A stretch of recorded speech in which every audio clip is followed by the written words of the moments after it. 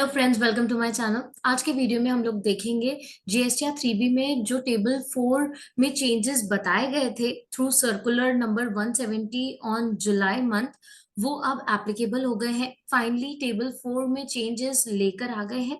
अब आपको रिवर्सल और इनएलिजिबल प्रॉपरली शो करना है अगस्त मंथ की रिटर्न से। तो अभी जब आप जीएसटीआर 3B अगस्त मंथ की फाइल करेंगे तो उसमें आपको रिवर्सल और इनएलिजिबल का खास ध्यान रखना है। तो इस वीडियो में हम देखेंगे कि क्या चेंजेस है, और मैंने इसके लिए थोड़े से नोट्स भी बनाए हैं आपके लिए, जैसे कि आपको इजीली अंडरस्टैंड हो जाए।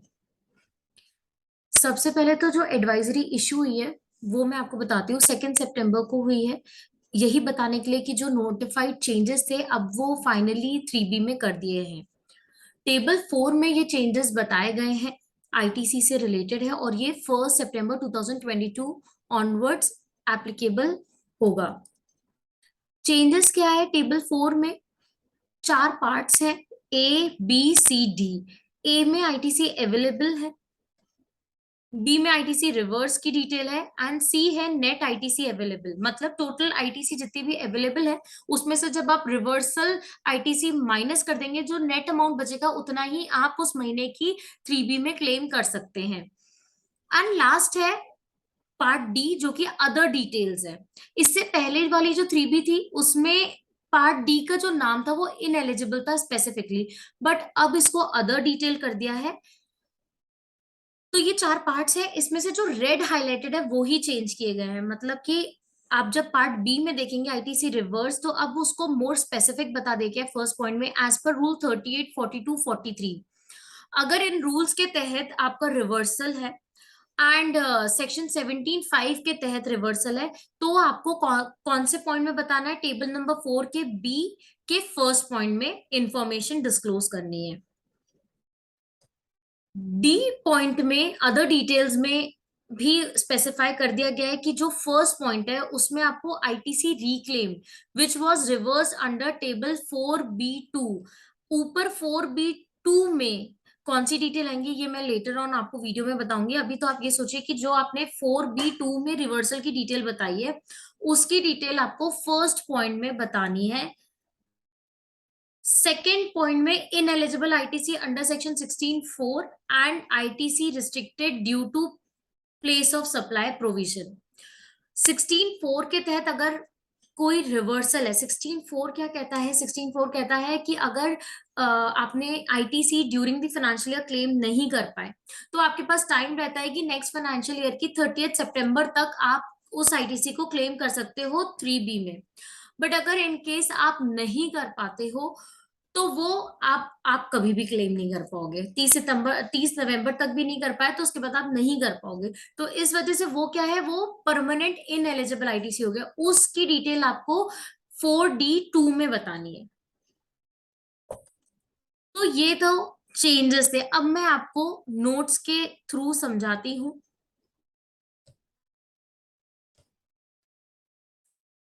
ये मैंने आपके लिए नोट्स बनाए हैं। टेबल 4 जो कि एलिजिबल आईटीसी है, ये टेबल 4 कौन सी रिटर्न की बात करें? हम जीएसटीआर 3B की बात करें। इसके 3 पार्ट्स हैं।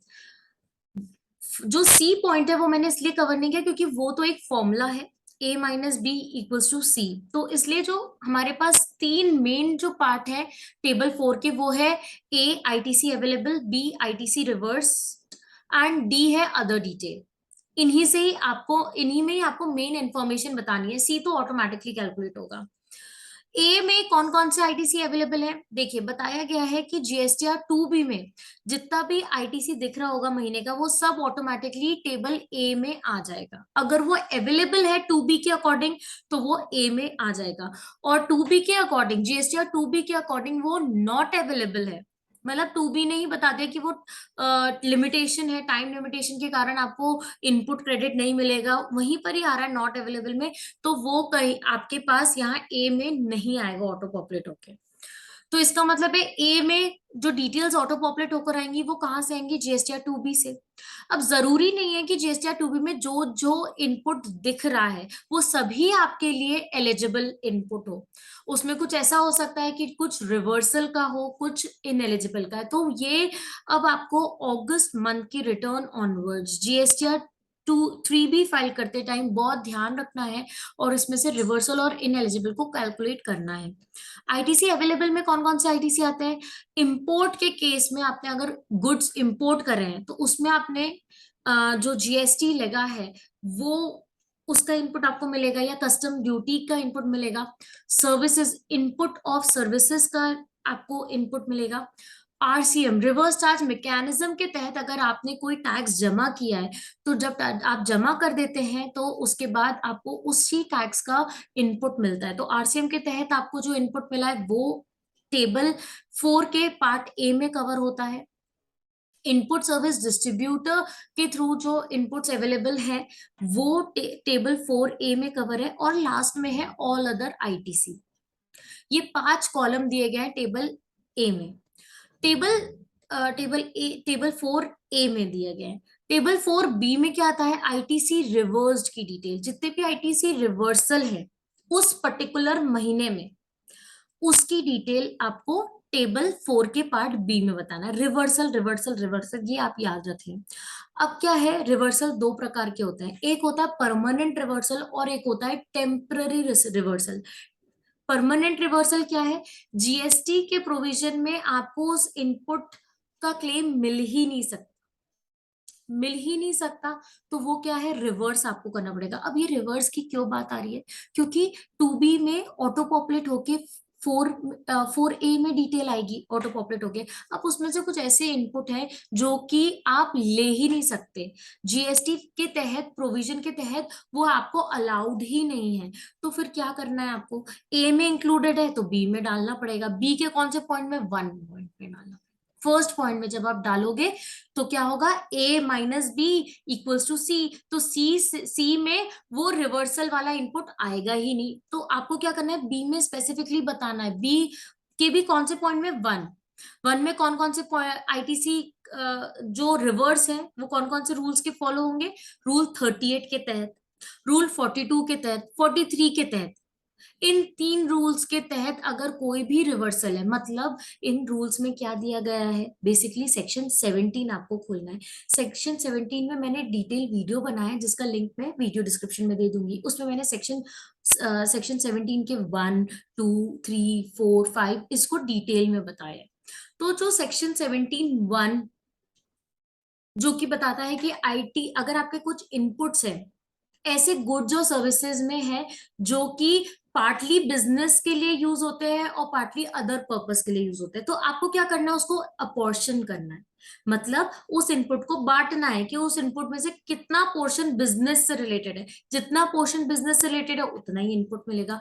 और जो भी अदर पर्पस जैसे पर्सनल पर्पस के लिए होगा वो आपको क्या करना है, रिवर्स, क्योंकि वो तो आपको अलाउड होगा ही नहीं कभी। तो ये रूल कौन सा है? तो ये रूल 38 में, 42 में, 43, इन सब में क्या बताया गया, मैनर बताया गया है कि कैसे आपको अपॉर्शनमेंट कैसे कैलकुलेट करना है कि बिजनेस के तहत कितना है और अदर पर्पस के लिए कितना है। तो सेक्शन 17(1) को जब आप देखेंगे तो आपको परमानेंट रिवर्सल की डिटेल मिलेगी। वैसे ही सेक्शन 17 सबसेक्शन 2 को देखेंगे तो उसमें भी परमानेंट रिवर्सल बताया गया है। मतलब आपने कुछ ऐसे इनपुट लिए हैं और आप सप्लाई तो करते हैं एग्जेम्प्टेड गुड्स या जीरो रेटेड गुड्स जिसमें टैक्स लगता ही नहीं है। तो अगर आपकी आउटपुट सेल, आउटपुट सप्लाई ही टैक्सेबल नहीं है, एग्जेम्प्टेड है, जीरो रेटेड है, तो आपने अगर इनपुट लिया है तो इनपुट जो गुड्स या सर्विसेज ली हैं और उस पर जो जीएसटी पे किया है उस जीएसटी का आपको क्रेडिट नहीं मिलेगा। तो ये रूल क्या बताते हैं, रूल 38, 42, 43, इसमें से वो आपको मैनर बताते हैं। मैनर क्यों बताएंगे? क्योंकि कुछ आउटपुट सप्लाई में कुछ पोर्शन अगर एग्जेम्प्टेड गुड्स का है, कुछ टैक्सेबल गुड्स का है, तो आपको बाइफरकेट करना है कि इनपुट गुड्स या सर्विसेज जो आपने लिए उसमें से कितना पोर्शन एग्जेम्प्टेड गुड्स बेचने में लगा है या फिर टैक्सेबल सप्लाई करने में लगा है, तो वो भी क्या होगा, बट जाएगा, वो उसके ऊपर जो आपका जो जीएसटी अमाउंट है वो बढ़ जाएगा। तो ये जो अपॉर्शनमेंट ऑफ क्रेडिट है, ये कौन सा सेक्शन है, सेक्शन 17 के सबसेक्शन 1, 2, 3, 4, ये तीनों, ये जो चारों सेक्शन है ये आपके अपॉर्शनमेंट ऑफ क्रेडिट से रिलेटेड है। और जो फिफ्थ है वो ब्लॉक क्रेडिट से रिलेटेड है, सेक्शन 17 सबसेक्शन 5। तो ये जो सेक्शन 17 पूरा का पूरा है, इसको आपको ध्यान से देखना है और उसके तहत आपको आईटीसी रिवर्सल कैलकुलेट करना है। तो वो क्या बताता है, परमानेंट रिवर्सल की डिटेल बताता है। परमानेंट रिवर्सल क्या होगा, तो परमानेंट रिवर्सल जितने भी होंगे वो आपके टेबल नंबर 4 के पार्ट बी में .1 में कवर होंगे, जो आप कभी भी क्लेम नहीं कर सकते। इसलिए मैंने यहाँ पर एरो बना के क्या बताया, नॉन क्लेमेबल आईटीसी रिवर्सल, मतलब ये आप कभी भी क्लेम कर ही नहीं सकते। बट इसका कुछ पोर्शन कहाँ पड़ा हुआ है, इसका कुछ पोर्शन पड़ा हुआ है पार्ट ए में। क्यों पड़ा है, क्योंकि 2B से ऑटो पॉपुलेट होकर आएगा। वैसे ही अब जो टेबल 4 के पार्ट बी के जो सेकंड पॉइंट है अदर, उसमें कौन से रिवर्सल कवर होंगे, जो कि टेम्पररी है। टेम्पररी रिवर्सल क्या है, रिक्लेमेबल है, मतलब इस महीने में जो पर्टिकुलर महीने की आप रिटर्न फाइल कर रहे हो जीएसटी या 3B, उस महीने में तो रिवर्सल है, बट लेटर ऑन जब कंडीशन सेटिस्फाई हो जाएगी तब आप वो आईटीसी फिर से क्लेम कर लोगे, वो है टेम्पररी रिवर्सल। तो टेम्पररी रिवर्सल कहाँ आएंगे, सेकंड पॉइंट में, पार्ट बी के सेकंड पॉइंट में। अदर्स में आएंगे रिक्लेमेबल आईटीसी रिवर्सल। यहां मैंने बताया है रिक्लेमेबल आईटीसी रिवर्सल कौन से, जो टेम्पररी है। अब टेम्पररी कौन कौन से हैं, तो सेक्शन 16 आपको देखना पड़ेगा। सेक्शन 16 में टेम्पररी रिवर्सल बताए गए हैं। सेक्शन 16 सबसेक्शन 2 में कंडीशन बताई गई है, जब जब वो कंडीशन सेटिस्फाई होती है तब आप एक पर्टिकुलर आईटीसी इनपुट क्रेडिट ले सकते हैं। अगर उन कंडीशंस में से कुछ भी नहीं सेटिस्फाई होती किसी महीने में, तो इसका मतलब है आप उस महीने में वो इनपुट नहीं ले सकते। फॉर एग्जाम्पल, अगस्त महीने में मैंने कोई परचेज करी, गुड्स मुझे रिसीव नहीं हुए बट टैक्स इनवॉइस रिसीव हो गए, बट अभी तक अगस्त महीने में गुड्स नहीं आ पाए। तो एक जो इंपॉर्टेंट कंडीशन है सेक्शन 16 सब सेक्शन 2 की, कि गुड्स भी आपको रिसीव हो जानी चाहिए, सर्विसेज आपको आपको मिल जाए, तभी आप वो इनपुट ले सकते हैं। अगर मुझे गुड्स ही नहीं मिले तो मतलब उस महीने में ये पर्टिकुलर इनपुट जो मैंने परचेज किए गुड्स, वो नहीं मैं नहीं ले पाऊंगी, उसके ऊपर जो टैक्स पे किया है वो मैं इनपुट नहीं ले पाऊंगी अगस्त महीने में। तो वो मेरा क्या हो गया, टेम्पररी हो गया, टेम्पररी रिवर्सल हो गया। अब ये टेम्पररी रिवर्सल क्यों हुआ है, क्योंकि जब मेरे को टैक्स इनवॉइस मिला, सामने वाले ने रिटर्न फाइल की, तो मेरे जीएसटी या 2B में तो ये परचेज रिफ्लेक्ट कर रही है। जब वो परचेज रिफ्लेक्ट करिए तो ऑटोमेटिकली मेरे पॉइंट ए में भी आ गई। जब मैं टेबल 4 का पार्ट ए देखूंगी तो ये इनपुट वहां रिफ्लेक्ट कर रहा होगा।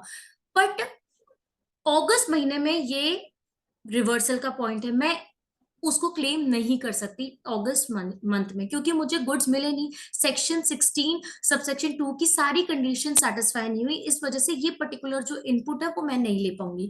तो नहीं लेने के लिए क्या है, मुझे टेबल 4 के पार्ट बी के सेकेंड पॉइंट में इसको बताना पड़ेगा कि ये मेरा रिक्लेमेबल आईटीसी है। जब मुझे जिस महीने गुड्स मिलेंगे उस महीने में इसको क्लेम कर लूंगी। तो अगस्त महीने में मैं कहां पर बताऊंगी, टेबल 4 पार्ट पार्ट बी के सेकेंड पॉइंट में।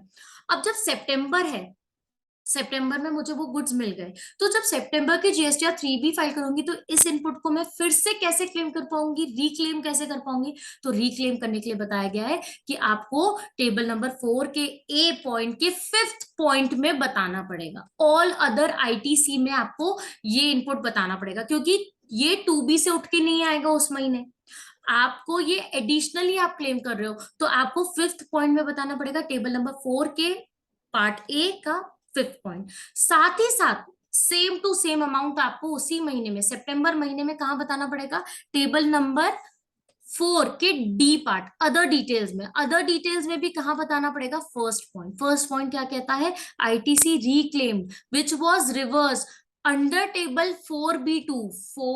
4B2 में हमने प्रीवियस पीरियड्स में उसको रिवर्स किया था, वो हम इस महीने में रिक्लेम कर रहे हैं, तो वो कहां पर बताएंगे, टेबल नंबर 4 के पार्ट डी 1।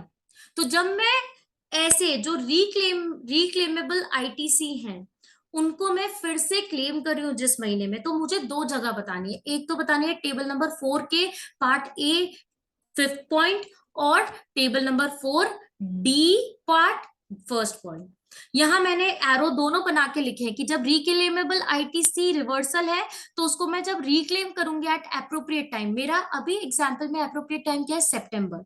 सितंबर में जब मैं क्लेम करूंगी तो मुझे दो जगह बताने पड़ेंगे टेबल नंबर 4 में, 4A 5 पॉइंट में और 4D 1 पॉइंट में, सेम अमाउंट। तभी तो डिपार्टमेंट को पता चलेगा कि ये जो ऑल अदर आईटीसी है, क्योंकि ये 2B भी उठ के नहीं आया तो ये मेरा मिसमैच दिखेगा, रेड सिग्नल में आ जाएगा जैसे ही मैं एक्स्ट्रा आईटीसी क्लेम करूंगी। तो इसलिए उन्होंने बोला कि आपको ना डी पार्ट में 1st पॉइंट में बता देना, तो हमें पता चल जाएगा कि ये जो आप आईटीसी एक्स्ट्रा ले रहे हो वो इस कारण के वजह से।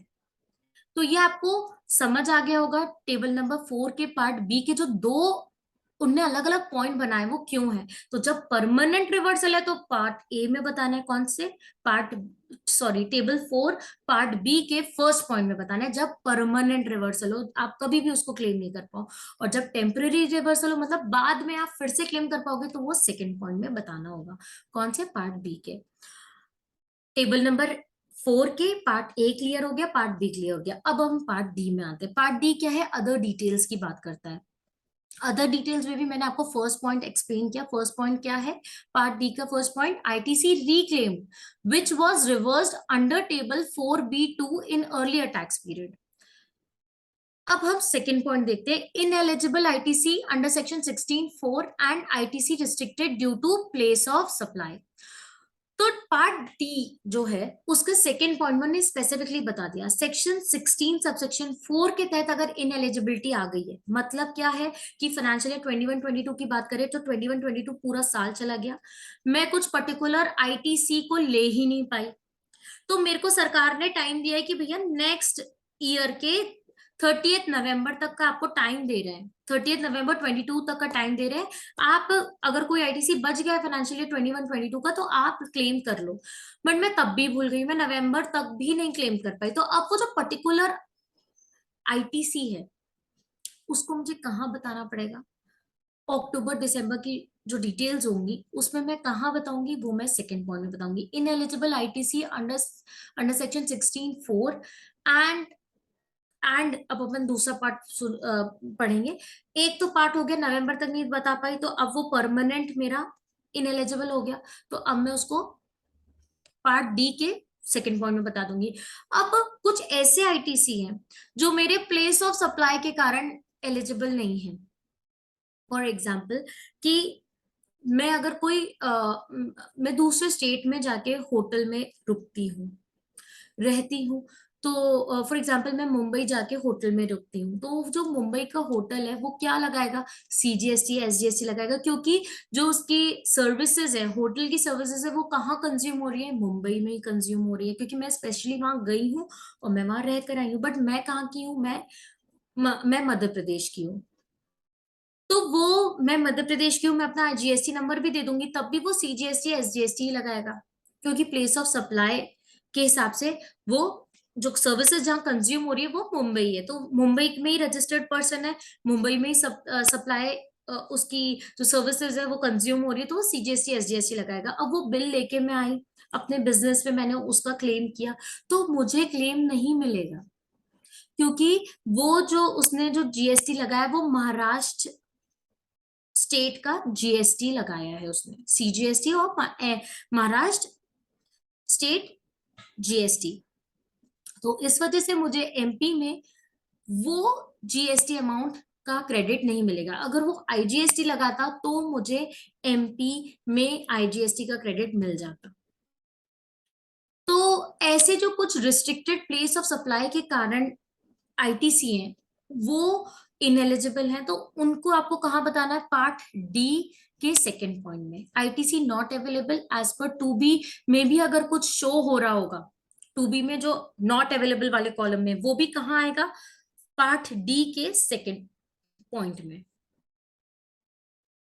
तो ये होपफुली आपको समझ आएगा क्योंकि मैंने समरी फॉर्म में इसको कवर किया है।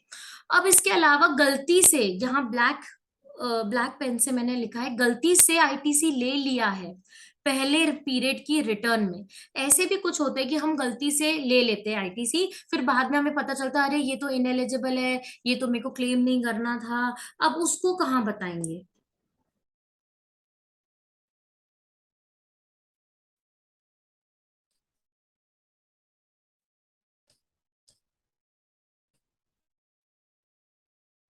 तो उस आईटीसी को जो आपने गलती से ले लिया है, अब आप उसको रिवर्स कर रहे हो, तो वो भी कहां पर आएगा?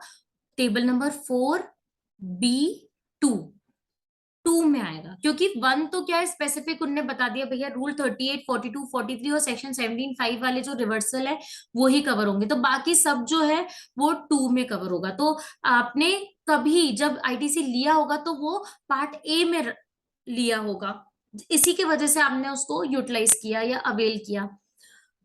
अब आपको जब रिवर्सल करना है तो वो 4B2 पॉइंट में रिवर्सल होगा। तो गलती से अगर कोई आईटीसी ले लिया है, अब आप रिवर्स कर रहे हैं, तो वो पार्ट बी के सेकेंड पॉइंट में आएगा।